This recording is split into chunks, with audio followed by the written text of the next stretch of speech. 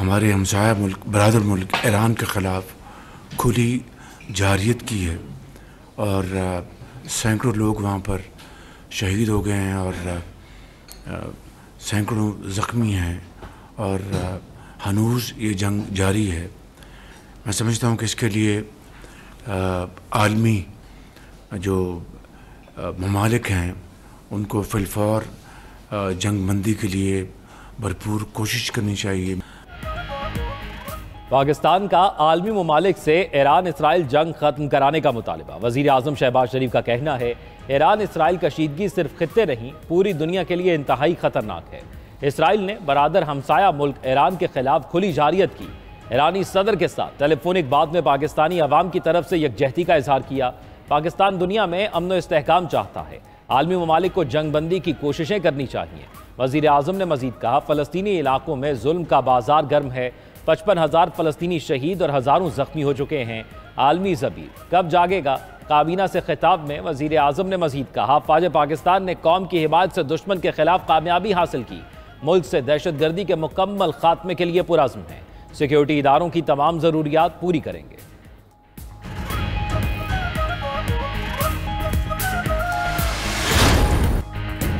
Field marshal general Asim Munir और अमरीकी सदर ट्रंप की मुलाकात आज होगी। तर्जुमान व्हाइट हाउस के मुताबिक सदर ट्रंप और फील्ड मार्शल आसिम मुनीर की मुलाकात ज़ोहराने पर होगी।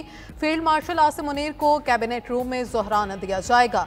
नायब सदर जेडी वेंस, वज़ीर ख़ारजा और वज़ीर दिफा भी शरीक होंगे।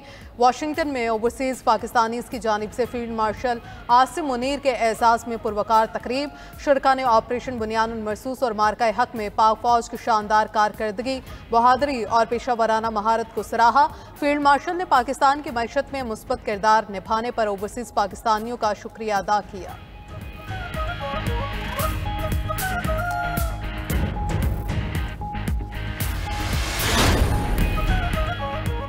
अमरीकी सदर ट्रंप का ईरान इसराइल जंग में शामिल होने का इंदिया। बोले हमारा सब्र खत्म हो रहा है, ईरान गैर मशरूत तौर पर हथियार डाल दे।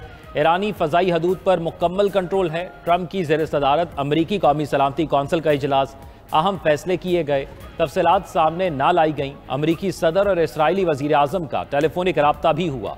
न्यूयॉर्क टाइम्स के मुताबिक ट्रंप ईरान इसराइल जंग में कूदने को तैयार हैं। जंगी तैयारों समेत साजो सामान पहले ही खित्ते में पहुंचाया जा चुका। रिपोर्ट में कहा गया कि अगर अमेरिका इसराइल की जंग में शामिल होता है तो ईरान ने भी अमेरिकी अड्डों पर हमलों की तैयारी कर ली है। न्यूयॉर्क टाइम्स ने मजीद लिखा कि इसराइल ने ईरान पर हमलों की मनसूबाबंदी दिसंबर में की। फरवरी में नेतन्याहू ने ट्रंप को ब्रीफिंग दी। ट्रंप ने अमेरिकी इंटेलिजेंस की खुफिया मदद देने का फैसला किया। इसराइल ने ईरानी क़यादत को निशाना बनाया तो ट्रंप ने क्रेडिट लेना शुरू कर दिया। ट्रंप का जहन बदल चुका, जंग के जल्द खात्मे की कोई उम्मीद बाकी नहीं रही।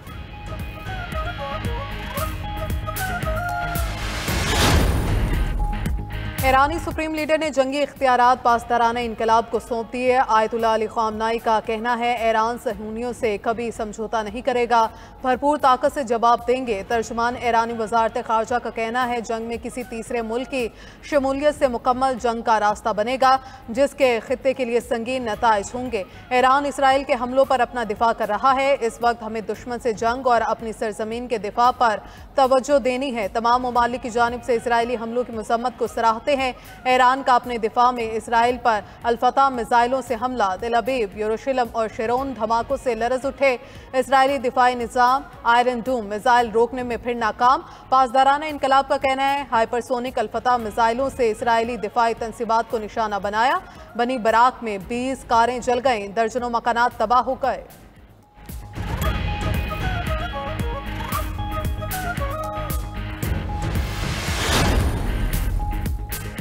इसराइल के भी ईरान पर हमले जारी, मिसाइलों से तेहरान समेत दीगर शहरों को निशाना बनाया। कज़वीन और अस्फहान में एयरबेस पर बमबारी, हकीमिया में भी मुतअद्दिद धमाके सुने गए। खबर एजेंसी के मुताबिक पासदाराना इनकलाब से मुंसलिक इमाम हुसैन यूनिवर्सिटी को निशाना बनाया गया। इसराइली हुक्काम का ज़ेर ज़मीन 12 मिसाइल साइट्स तबाह करने का दावा। मगरबी ईरान में पेट्रोकेमिकल कॉम्प्लेक्स पर भी बमबारी की गई। इसराइल ने ईरानी शहरियों को तेहरान छोड़ने की वार्निंग भी दे रखी है। इसराइली हमलों में अब तक 230 ईरानी शहीद, 900 जख्मी हो चुके हैं। उधर ईरानी फोर्सेस ने कई इलाकों में ड्रोन बनाने की वर्कशॉप्स का पता लगा लिया। मोसाद के लिए जासूसी के इल्जाम में 5 अफराद गिरफ्तार, 14 ड्रोन्स भी मार गिराने का दावा।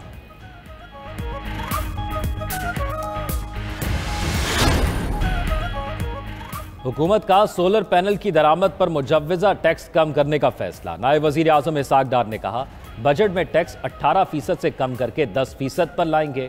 डिजिटल सर्विसेज के हवाले से सेल्स टैक्स भी सूबों का हक होगा। सिंध की यूनिवर्सिटीज़ के लिए फंड्स बढ़ाने का भी फैसला किया है। इत्तेहादियों से मुशावरत जारी है। अच्छी तजावीज़ पर बजट पर नजरसानी की जा सकती है। हम सब ने मिलकर मुल्क को आगे ले जाना है। बजट पर बहस के दौरान लीगी रुकन असम्बली रियाजुल हक का पेट्रोलियम लेवी बढ़ाने के फैसले पर भी नजरसानी का मशवरा। रहनुमा PTI असद कैसर का ईरान इसराइल जंग पर पार्लियामेंट का खुसूसी सेशन रखने का मुतालबा। कहा, हुकूमत ऐवान को बताए ईरान की सूरत हाल में क्या कर रही है। बदकिस्मती से हुकूमत पार्लियामान को संजीदा नहीं ले रही। वज़ीर आज़म शहबाज शरीफ ने कैशलेस इकॉनमी और मईशत की डिजिटाइजेशन के लिए कमेटी कायम कर दी। सदारत खुद करेंगे, हफ्तावार जायजा लिया जाएगा। मईशत में शफाफियत के फ़रोग के लिए इजलास में वज़ीर आज़म ने कहा, मईशत की डिजिटाइजेशन हुकूमत की अव्वलीन तरजीहात में है। विफाकी बजट में कैशलेस इकॉनमी के फ़रोग के लिए इक़दाम तजवीज़ किए गए हैं। अब पॉलिसी इक़दाम के ज़रिए डिजिटल अदायगियों और रकूम की डिजिटल मुंतकली की हौसला अफजाई की जाए। शहबाज शरीफ ने बताया, मुआशी टीम की मेहनत रंग ला रही है। मईशत की बेहतरी की बदौलत महंगाई में कमी और तरसीलात ज़र में इजाफा हुआ।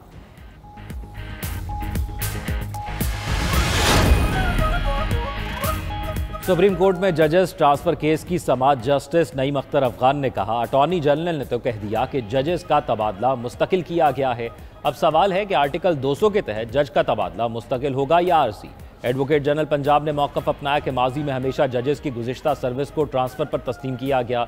जस्टिस नईम अख्तर अफगान ने रिमार्क्स दिए कि इस केस में सूरत हाल मुख्तलिफ है। अदालत ने समाअत के आगाज़ पर बानी PTI के वकील को दलाल देने से रोक दिया था।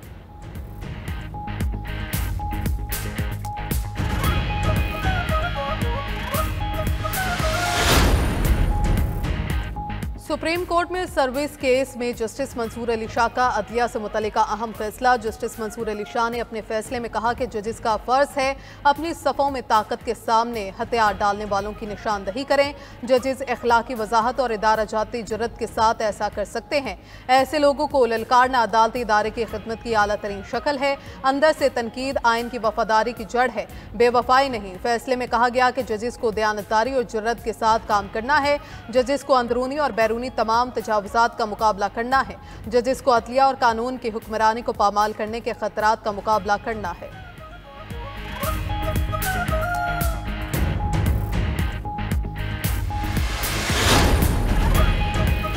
वज़ीर आला पंजाब मरियम नवाज ने नवाज शरीफ IT सिटी में सिलिकॉन ब्लॉक की मंजूरी दे दी। Nawaz Sharif IT city project पर जायजा इजलास। ब्रीफिंग में बताया गया कि सिलिकॉन ब्लॉक में 23 बड़ी IT कंपनियां दफातर कायम करने के लिए तैयार हैं। दुनिया के बड़े और नामवर इंटरनेशनल IT ग्रुप्स ने इजहार दिलचस्पी किया। लंदन का नामवर इंपीरियल कॉलेज 90 केयर के इश्तराक से मेडिकल कॉलेज और अस्पताल बनाएगा। नेट सोल नवाज शरीफ IT सिटी में पाकिस्तान की पहली जामे IT यूनिवर्सिटी कायम करेगा।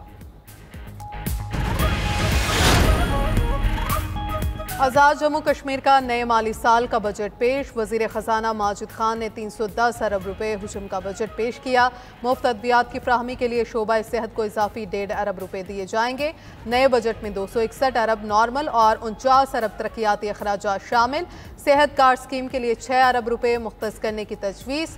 तालीमी शोबे के लिए 3 अरब रुपए का खसूसी पैकेज तजवीज़। मियारी तालीम हुकूमत की तरजीह करार।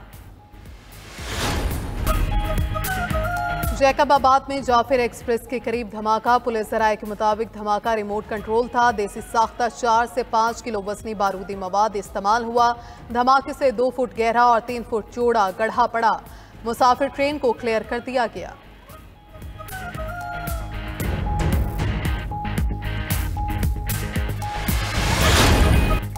और फीफा क्लब वर्ल्ड कप में दिलचस्प मुकाबले। रिवर प्लेट ने यूरेट को 1 के मुकाबले 3 गोल से शिकस्त दे दी।